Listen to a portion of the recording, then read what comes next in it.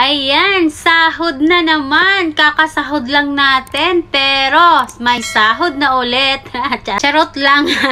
Po, processing na po. Pero syempre, hindi pa yan ngayon. Sa November 21 pa po yan papasok. Pre-prepare lang po yan ni Meta. Yan po ang kagandahan kapag monetize na po tayo. Kasi ang ating mga sahod ay tuloy-tuloy po yan.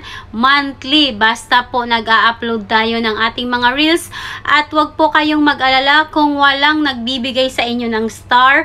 Kasi sa ating mga reels video at long form video ay talaga pong may kitaan at may pera.